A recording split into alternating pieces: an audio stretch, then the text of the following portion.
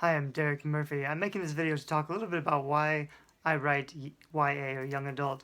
Um, this is kind of something that's been brewing for a long time. I wrote fiction when I was in elementary school, and then in high school and middle school I got into fine art, so I did gallery painting stuff for a while.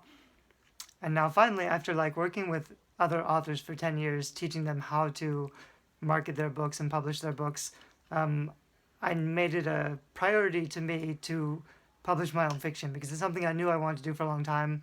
I wrote my master's thesis on Harry Potter, and I did my PhD thesis in literature on Paradise Lost. So when choosing something to write about with fiction, I mean, obviously I'm interested in supernatural and paranormal elements, but I'm also really interested in my PhD thesis was in Paradise Lost, so it's revolution, it's fallen angels, a lot of things that are more political or um, meaningful in the sense of idealism that influences the way that you live your life. I think practical idealism is really important. It's missing from a lot of adult categories. So even the most popular best-selling adult categories are thriller or mystery or what's the other one? It's not as popular to read fantasy as adult. The more mainstream adult genres are a little more hard-boiled detective or grim or not sinister but maybe violent. Adults read for titillation, which is just the kind of excitement or the surprise factor, and also to relieve the boredom as an escape.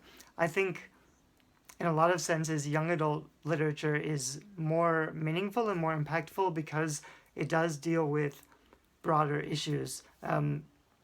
If it's literary young adult, it's usually dealing with loss or death or deeper relationship issues. If it's fantasy, even if it's fantasy or paranormal, even if it's kind of fun, supernatural, or heavily romanced, there's also usually some elements of control and obedience and struggle to find out your purpose in life and to want your life to have meaning and to have a direction.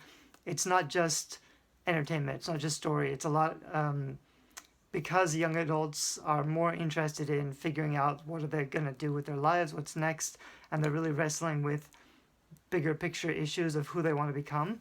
I find young adult literature can be a lot deeper and also a lot more influential in the sense that it's talking about big things that matter. It might be political revolution, as it often is with dystopian or futuristic techno thrillers. I'm writing a couple of those. But even if it's like in my historical fantasy, there's a lot of conflict between different races or different groups of people, conflict that usually erupts into war and has to be resolved. I think a lot of the young adult experience is conflict resolution. So you're conflicted with your growing sense of self and the demands of the outside world. So a lot of young adults, the common mood might be a revolutionary mood. That means you always want to be resisting. And I think that's why it's a common theme in young adult literature that there's this resistance led by young adults or teenagers to overthrow some power structure.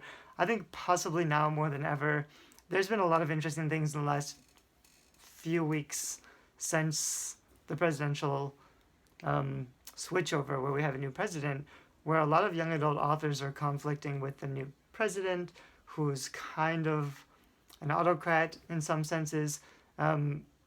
It's interesting that other genres are not really politicized, but a lot of young adult genres and authors are inherently politicized because of the content of their books.